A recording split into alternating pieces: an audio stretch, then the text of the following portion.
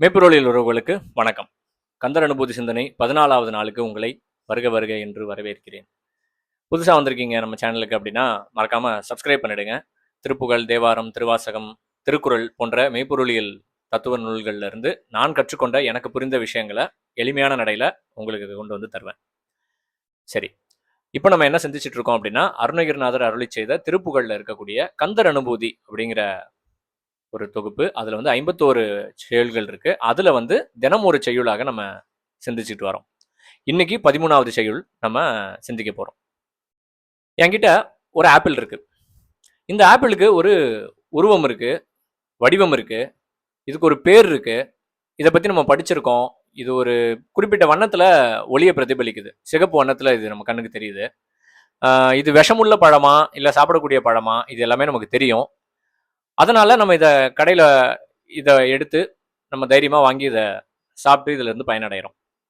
ஆனா ஒரு பொருள்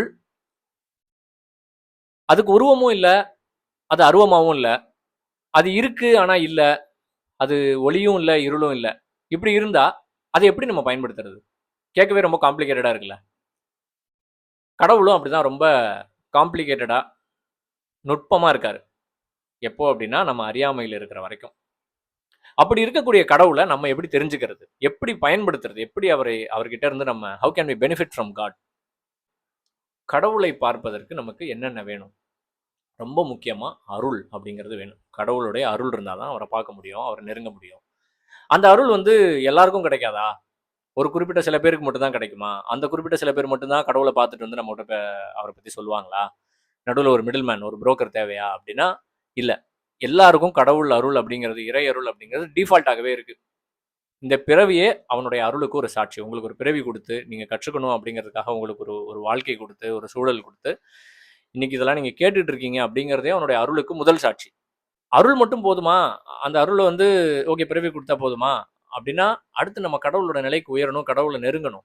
அதுக்கு நம்ம சில விஷயங்கள் செய்யணும், நம்ம சில அடிகள் அவரை நோக்கி எடுத்து வைக்கணும். அதை பத்தி தான் இன்னைக்கு பார்க்க போறோம். வாங்க நிகழ்ச்சிக்குள்ள போகலாம். இன்றைய பாடல்: முருகன் தனிவேல் முனி நம் குரு என்ற அருள் கொண்டறியார் அறியும் தரமோ, உருவன்றருவன்றுளதன்றிலதன்றிருளன்றொளியன்றென நின்றதுவே. இன்னும் கொஞ்சம் நிதானமா பார்க்கலாமா?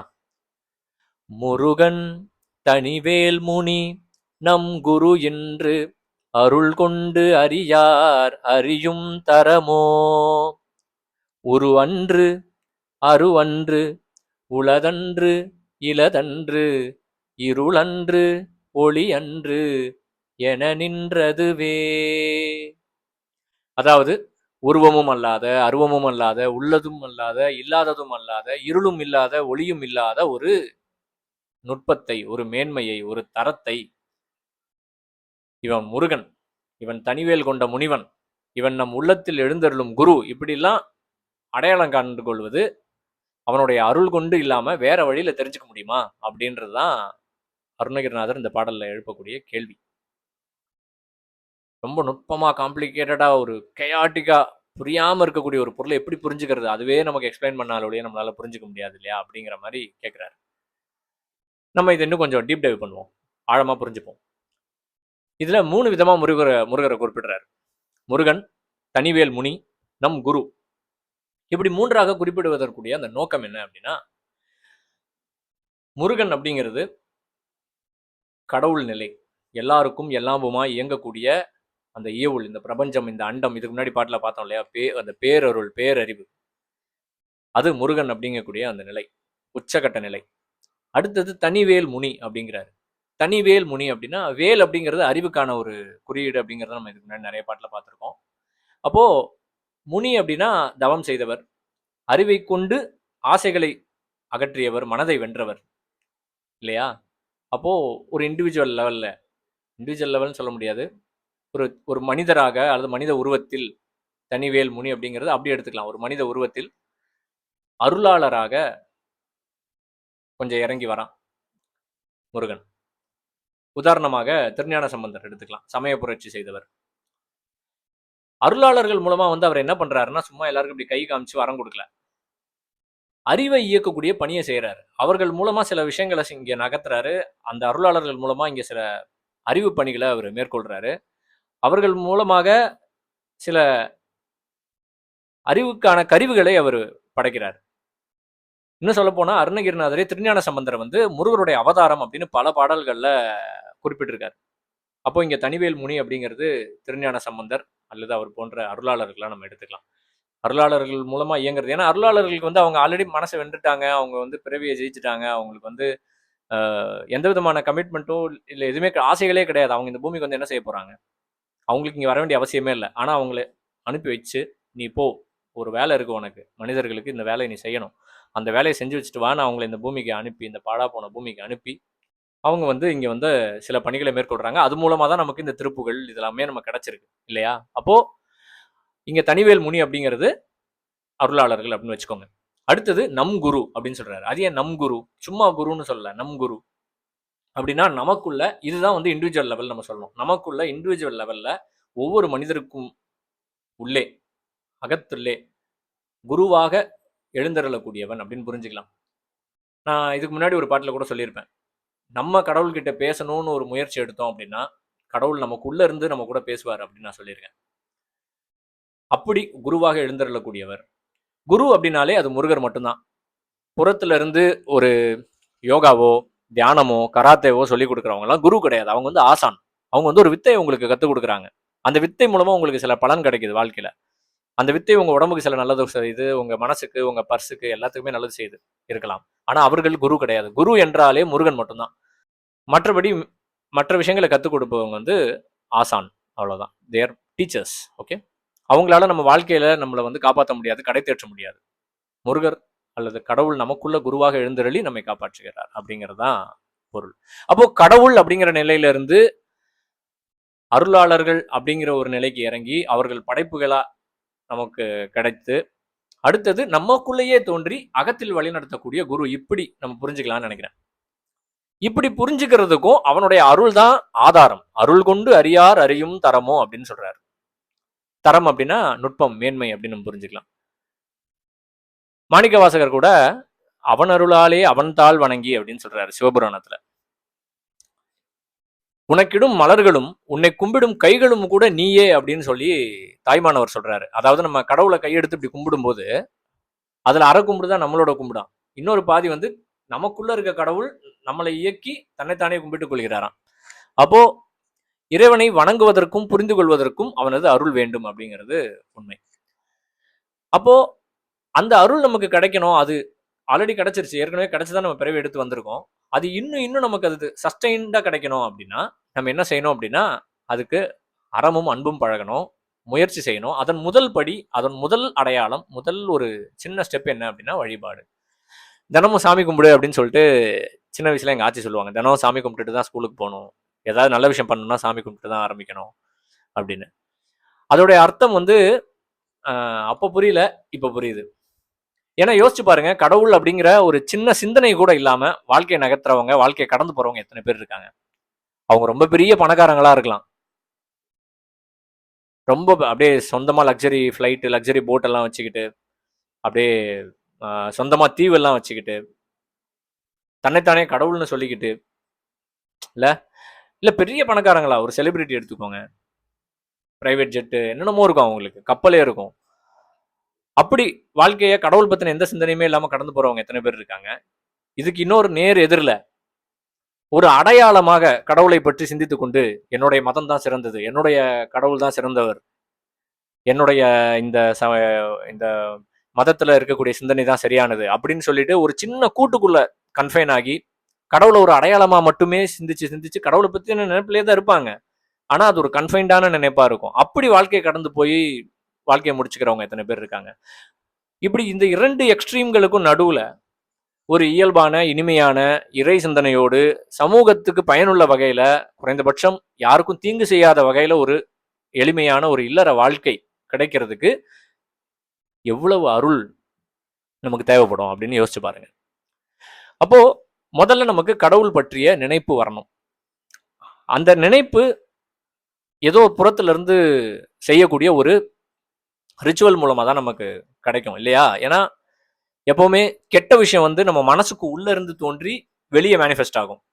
நல்ல விஷயம் வெளியில ரிச்சுவல்ஸா நம்ம பார்த்து மனசுக்கு பிடிக்காது, கொஞ்சம் கொஞ்சமா நம்ம அதுக்குள்ள போய் அந்த நல்ல விஷயம் நமக்கு உள்ள மேனிஃபெஸ்ட் ஆகும்.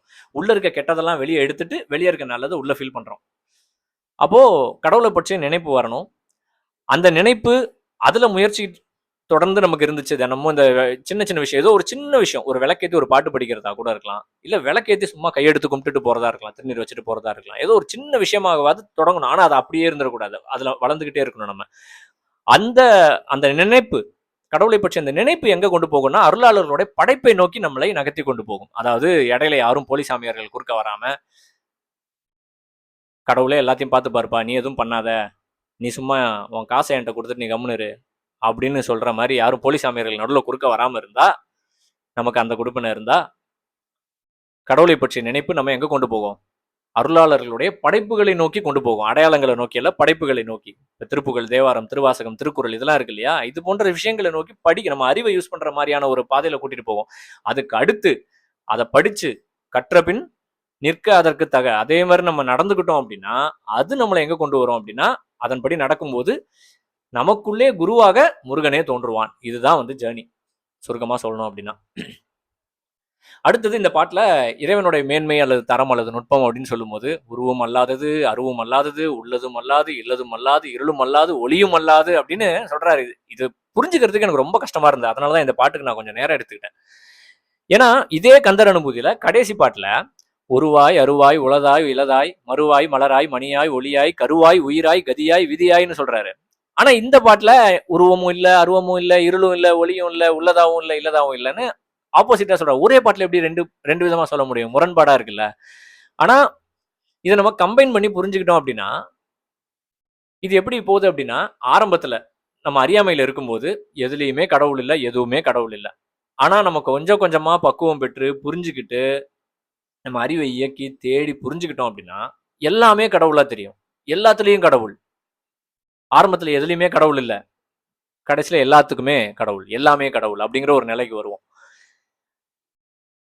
இந்த ஆப்பிளே எடுத்துப்போமே. இந்த ஆப்பிள வந்து ஒரு தொட்டில ஆடிட்டு இருக்க ஒரு குழந்தைகிட்ட கொண்டு போய் இந்த ஆப்பிள நீங்க காமிச்சீங்கன்னா அதோட மைண்ட்ல இது ரெஜிஸ்டரே ஆகாது.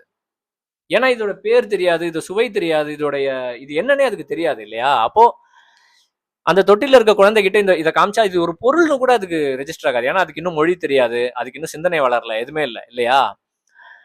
அந்த குழந்தையவே எந்த விதமான எக்ஸ்போஷரும் படிப்பும் கொடுக்காம வெறும் சாப்பாடு மட்டும் கொடுத்து ஒரு ரூம்ல ஒரு 10 வருஷமா 20 வருஷமா பூட்டி வச்சுட்டீங்கன்னு வைங்க. கொஞ்சம் சைக்கோத்தனமா தெரியும், பட் சும்மா ஒரு உதாரணத்துக்கு சொல்றேன்.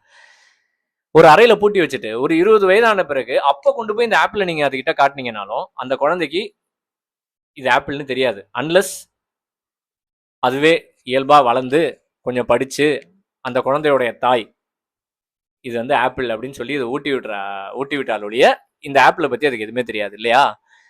அவங்க அம்மா ஆப்பிள் தான், இந்த ஆப்பிள் சாப்பிடு அப்படின்னு சொல்லி ஊட்டும் போது இதுக்கு ஒரு உருவம், இதுக்கு ஒரு பிரசன்ஸ், இதுக்கு ஒரு லைட், இதுக்கு ஒரு ஷேப், இதுக்கு ஒரு ஃபார்ம், எல்லாமே அதோட மனசுல ரெஜிஸ்டர் ஆகுது, அதோட சிந்தனையில. அப்படிதான் கடவுளும். வழிபாடு அப்படிங்கிறது வந்து நமக்கு வந்து ஃபர்ஸ்ட் கடவுள் இருக்கிறார் அப்படிங்கறத உணர்த்துது. அருளாளர்கள் வந்து கடவுள் எப்படிப்பட்டவர், அவருடைய பண்புகள் என்ன, இதெல்லாம் வந்து நமக்கு சுட்டி காட்டுறாங்க. அதுக்கப்புறம் அவர்களுடைய அந்த படைப்புகளை படிக்கும்போது கடவுளை அடைவதற்கான வழி நமக்கு தெரியுது. கடைசியில இறைவனே நமக்குள்ள இருந்தே குருவாக எழுந்தருளி தன்னை வெளிப்படுத்திக் கொள்கிறான். இதுதான் வந்து இந்த பாட்டுடைய ஓவரால் மீனிங். இன்னைக்கு குவாண்டம் மெக்கானிக்ஸ் அப்படின்னு ஒரு ஃபீல்டு இருக்கு. அந்த ஃபீல்டுல வந்து எல்லா பொருளுமே சப்பாட்டாமிக் லெவல்ல அந்த அதோடைய அணுக்கள் இருக்கும் இல்லையா, அது வந்து வேவாவும் இருக்கான், பார்ட்டிகளாவும் இருக்கான் அப்படிங்கிற மாதிரி கண்டுபிடிச்சிருக்காங்க. இது ஒரு பெரிய பாரடாக்ஸ் அப்படிங்கிறாங்க சயின்ஸ்ல. அடுத்தது நம்ம கண்ணில் கொண்டு பார்க்கக்கூடிய பொருளை எடுத்துக்கிட்டோம்னா, கண்ணாடி எடுத்துக்கிட்டிங்கன்னா அது வந்து அமார்ஃபஸ் சாலிட் அப்படின்னு சொல்லுவாங்க. ஏன்னா பார்க்கறதுக்கு அது ரொம்ப ஸ்ட்ரக்சர்டா ஒரு உருவம், திடப்பொருள், ஒரு ஷேப் இருக்கும், பக்காவா இருக்கும். ஆனால் அது மாலிகுலர் லெவலில் ஜூம் பண்ணி பார்த்தோம் அப்படின்னா அது உள்ள இருக்கக்கூடிய மாலிகுலர் ஸ்ட்ரக்சர் வந்து ஒரு திரவத்தில் இருப்பது போல கயாட்டிக்கா ஒரு அமைப்பு இல்லாம செதறி கிடக்குமா. ஒரு திரவத்தில் எப்படி இருக்குமோ அது மாதிரி இருக்குமா. அப்ப எப்படி திரவத்தில் இருக்க மாதிரி ஒரு மாலிகுலர் ஸ்ட்ரக்சரை வச்சுட்டு ஒரு பொருள் வந்து சாலிடா இருக்க முடியும் அப்படிங்கிறது ஒரு பெரிய நுட்பம். இன்னைக்கு நம்ம இதெல்லாம் வந்து பள்ளிக்கூடத்துக்கு போய் சயின்ஸ்னு ஒரு சப்ஜெக்ட் படிச்சு அந்த சயின்ஸ்ல வந்து நம்ம இந்த மாதிரி விஷயங்கள் எல்லாம் படிச்சு புரிஞ்சுக்கிறோம். அதுக்கப்புறம் நமக்கு இது வந்து ஒரு அறகுறையா புரியுது என்னோட சிற்றறிவுக்கு.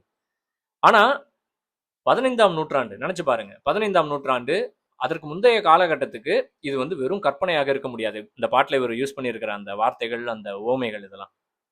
ரொம்ப ஆழமான புரிதல் இந்த பிரபஞ்சத்தை பத்தியும், உலகத்தை பத்தியும், இதோட இயக்கத்தை பத்தியும், கடல், காற்று, வானம், நட்சத்திரங்கள் இத்தனை பத்தியும் ஒரு புரிதல் இல்லாம இதெல்லாம் அப்படி சும்மா போற போக்குல எழுத முடியாது இல்லையா? அதை தான் நான் வியக்கிறேன் இந்த பாட்டுல. ரொம்ப சாதாரணமா இது வந்து ஒரு பாட்டா சின்ன சின்னதாக தான் சொன்னேன். 18 வார்த்தை தான் ஒரு பாட்டுலையும் கந்தர் அனுபூதியில. அந்த 18 வார்த்தைகளுக்குள்ள இவ்வளவு பொருள் பொதிந்த விஷயங்கள் எல்லாம் அடைக்கிட முடியாது. இதை வந்து நம்ம வந்து அப்ரிஷியேட் பண்ணணும். அப்போ இந்த பாட்டுல நம்ம புரிஞ்சுக்கிறது என்ன அப்படின்னா, கடவுளுடைய மேன்மை அப்படிங்கிறது ரொம்ப ரொம்ப நுட்பமானது, காம்ப்ளெக்ஸ் அண்ட் இன்ட்ரிகேட். நம்ம அறியாமையில் இருக்க வரைக்கும் அது நமக்கு பிடிபடாது. அறிவு வந்துட்டா மட்டும் கூட பிடிபடாது. ஏன்னா நம்ம வந்து நம்ம புலன்களுக்கு கிடைக்கக்கூடிய இன்ஃபர்மேஷன்ஸ், பார்க்கறது, கேட்கறது, இதுல வர இன்ஃபர்மேஷன்ஸை வச்சு வாழ்க்கை அப்படிங்கிற ஒரு சர்வைவல் பயணத்துல நம்ம நகர்ந்துகிட்டு இருக்கோம். அதுல நமக்கு ஏகப்பட்ட மயக்கங்கள் இருக்கு, ஆசைகள் இருக்கு, எல்லாமே இருக்கு. அப்போ நம்ம எப்படி இவ்வளவு நுட்பமான ஒரு கடவுளை புரிந்து கொள்வது? அவரா இறங்கி வந்தாதான் உண்டு. அப்போ இவ்வளவு நுட்பமான கடவுள் நமக்காக இறங்கி வரமாட்டாரானா வராரு. கடவுள் நிலையிலிருந்து அருளாளராகவும் அவர்களது படைப்புகளாகவும் அகத்திலே நமக்குள்ளேயே குருவாகவும் அவர் இறங்கி தான் வராரு. எதுக்கு அப்படின்னா நம்மை ஒரு ஓய்வடைய செய்வதற்கு, நம்மை கடைத்தேற செய்வதற்கு. கடவுளுடைய இந்த மேன்மை நமக்கு புரியணும் அப்படின்னா அதை நோக்கி நம்முடைய அறிவை வந்து நம்ம செலுத்தணும். அது வெறும் அறிவா மட்டும் இருக்கக்கூடாது. ஏன்னா வெறும் அறிவா இருந்துட்டாலும் அது அகங்காரத்துல கொண்டு போய் விட்டுரும். அப்போ எப்படி இருக்கணும்னா அன்போடும் பணிவோடும் கூடிய ஒரு அறிவாக அது இருக்க வேண்டும். Knowledge with love and humility அப்படின்னு சொல்லுவாங்க. அதுதான் வந்து வழிபாடு அப்படிங்கிறதான அடையாளம் அப்படின்னு நான் நினைக்கிறேன். கந்தர் அனுபூதி சிந்தனையின் தொடர் சிந்தனையில் அடுத்த பாடலோடு உங்களை நாளை சிந்திக்கிறேன். இந்த படைப்பு உங்களுக்கு பயனுள்ள வகையில் இருந்தா படைப்பை விரும்புக, பலருடன் பகிர்க, கருத்தொன்று பகர்க, மறக்காமல் பின்தொடர்க. நன்றி, வணக்கம். திருச்சிற்றம்பலம்.